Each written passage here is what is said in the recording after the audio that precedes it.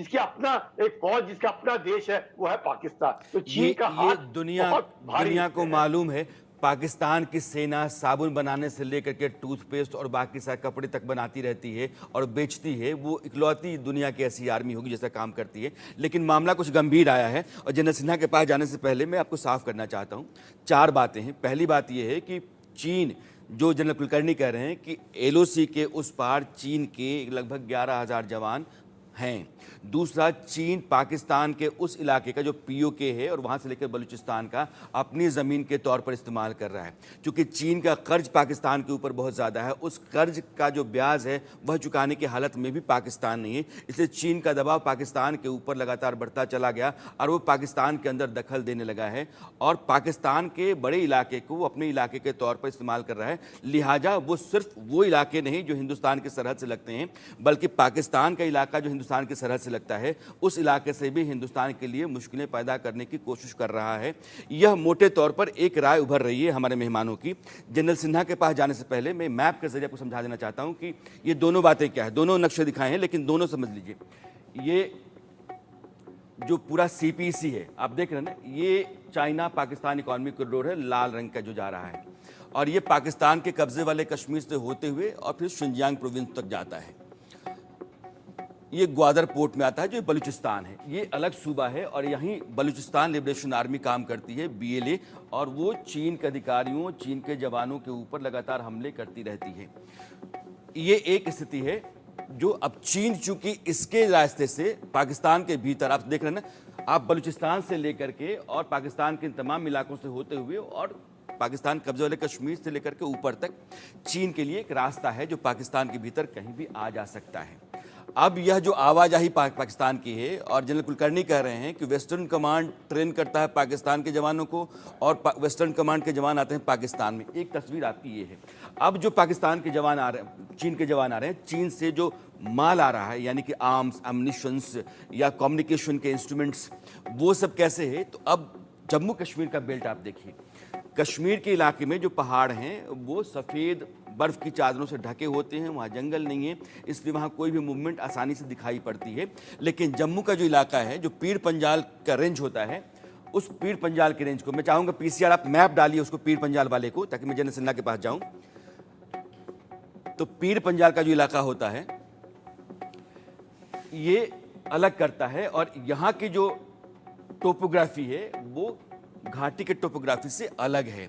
यहाँ ऊंचे पहाड़ के साथ घने जंगल हैं और रास्ते हैं सकरे सकरे से, जहाँ वो पनाह ले रहे हैं, आम्बुश लगा देते हैं, हमले कर रहे हैं। और ये स्ट्रैटेजी जो है अचानक से बड़ी है और चीन से जोड़ करके हम इसको आज देखने समझने की कोशिश कर रहे हैं। जनरल सिन्हा, आपने पूरी चर्चा बहुत इत्मीनान से सुनी है, अब मैं आपकी राय चाहता हूँ। देखिए राणा साहब, जो भी बातें बताई वो पूरी सच्चाई है और वो तो सब जग जाहिर है। उसको ये कहना, ये चीजें हर एक समय डिस्कस होती हैं कि कहाँ से चली कहाँ आई। देखिए, matter of the fact is, आप हम लोग ना ब्रास टैक पे बात नहीं कर रहे हैं। ब्रास टैक ये है, एक आपके रिपोर्टर ने बताया कि डोडा से रोमियो सेक्टर और यूनिफॉर्म सेक्टर निकाल करके, वो सच्चाई है, आपने भेजा नदन बॉर्डर्स के ऊपर में। मोटे तौर पे ये है एक सच्चाई कि वहां थोड़ा वैकेंट था, तो वहां पर वो लोग आ गए। देखिए, आज बात क्या है, हम जवानों को खो रहे हैं और लगातार खोते रहेंगे यदि हम इन चीजों में भटकते रहेंगे। कि चाइना ने किया, चाइना करता रहेगा, किसको हम बताना चाह रहे हैं? हम अपने को बताना चाह रहे हैं या हम लोगों को बताना चाह रहे हैं? देखिए, आज के दिन में सिंपल सी कहानी है कि 11,000 आ गए तो हमने क्या किया? हम क्या अपने धरती पे हम अपने जवानों को खोते रहें, अपने ऑपरेशन चलाते रहें? यही हम कहना चाहते हैं। यदि हम 3 जनरल बैठे हैं तो सिंपल चीजें हैं।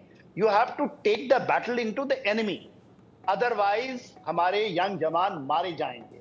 और आज के दिन जो अहदेदार हैं, जिन्होंने एक्चुअली चला रहे हैं, उनको समझना पड़े, उनको जिम्मेवारी लेनी पड़ेगी। मैं बहुत बहुत बहुत कड़वा बात बता रहा हूं। अदरवाइज हम लोग यहाँ जो बैठे हैं, हम लोग केवल at the level of captain. आयोग का काम है इन चीजों को बताना कि कौन सा रास्ता कहाँ आता है, कहाँ कौन लोग आ गए। ये हमारा काम नहीं है। हमें डिस्कस करना है, यदि डिस्कस करना है हमें इसमें, तो हमें क्या करना है कि हम जवानों को ना खोएं। हम क्या करना है कि हमारी पॉलिसी क्या चीज गलतियां हैं। कम से कम डीजीपी, यदि आज कश्मीर रेंज में पहला बार मैंने सुना है कि ये लोग उसमें ही शामिल है, पॉलिटिकल लड़ाई है, ये पॉलिटिकल चीजों से संभालना, ये नहीं संभलेगा आपका। हमें हमारी शहादत होगी हम लोग यदि इस लेवल पर डिस्कस करें। आज ये है, हमने अभी तक कोई बात नहीं किया ना कि हम इसको खत्म कैसे करें, जी इस चीज को कैसे रिवर्स करें। सबको पता है कि एब्रोगेशन अच्छा हुआ, हमने वो तो हम लोग भी बोलते रहे, सब लोग बोलते रहे, हम उसको दुहाई दे करके नहीं किया। आज के दिन इस जुलाई में 2024 में हमारे जवान मर रहे हैं, हम पूछे कि पुरानी दुहाई दें, मैं मानने के लिए तैयार नहीं हूं। हमने क्या किया कि हमने battle taken into the PoK, हमने कुछ नहीं कर रहे हैं, हम फायर नहीं को। यदि हम इतनी बात नहीं कर सकते तो हम कैप्टन और आईओ लेवल बताता है कि रोड कहां जाती है, कहां क्या चीज है। ये हमारे लेवल की चीज नहीं है जी। और यही चीज मैं कहता हूं कि आज हमारे जो हुक्मरान हैं और जो हमारी लीडरशिप है, please for God sake don't get into a defensive mode. कल फिर डिस्कस करेंगे, यही बताएंगे कि सीपैक बना है, 15 से आया है ना, वो उसके लिए जद्दोजहद कर रहा है, जो फंस रहा है, तो हमने कोई उसके में, आप उसको तोड़ना है पीओके के अंदर जा करके, उसको आप बैठ करके डोडा और किश्तवाड़ में नहीं तोड़ सकते, हम यहां नहीं कर सकते उसको। हमें battle, we have to take the battle in the enemy side. वो आपको 2.5 फ्रंट करता है ना, वो हाफ फ्रंट चला रखा है। देखिए राणा साहब, मेरे को बोलने दीजिए फॉर 1 सेकंड। बिल्कुल सर, बिल्कुल सर, नहीं हूं आपने बेसिकली मेरी ये पूरी चर्चा का मूड क्लास पॉइंट यही है जिस पर आप आए हुए हैं, इसलिए मैं चाहता हूं आप बोलें, फिर मैं जनरल सुधा के पास आता हूं। देखिए, मैं अपने जवानों और अपने ऑफिसरों को जो खो रहे हैं, उनकी बलिदानी केवल हम आंसुओं से नहीं दे सकते, फूल चढ़ा के नहीं दे सकते। हमारी पोजीशन यदि नहीं बदलेगी तो हमारा इतना समय फौज के अंदर रहना एब्सोल्युटली बेकार हुआ। यदि हमें आपने मुझे बुलाया है, बहुत समय दिया है, तो मैं अपनी आवाज उठाना चाहता हूं। और हमारी गलतियां हैं आज जो सर्व कर रहे हैं हमारे जो मिलिट्री लीडरशिप है, प्लीज फॉर गॉड सेक, हम इसमें छिप नहीं सकते कि हमने उसको वहां पर यूनिफॉर्म और रोमियो हटा दिया, हमने ये कर लिया। आज इसको हम पॉलिटिकल लड़ाई नहीं है, ये जिहाद है, जिहाद। इसको लड़ा जाता है जैसे गाजा में लड़ा जाता है। ये बैठ करके यहां पर मैपों में नहीं होता, कैटोग्राफिक लड़ाई नहीं है ये। आप कैटोग्राफिक लड़ाई लड़ें जाएं, मगर बात यह है कि हम ब्रास टैग से भटके नहीं, हम अपनी शहादत ना दें और उसके हम पीठ ठोके अपना। मैं बहुत आहत हूं क्योंकि मैं इस तरह की चीजों को पेरिफेरी में डिस्कस नहीं करना चाहता। आप जो हम ये फौलादी जज्बे हैं आपके, और मुझे लगता है कि आपको कोई भी आदमी सुनेगा तो आपकी बात से कन्विंस होगा। जनरल सुधाकर, आप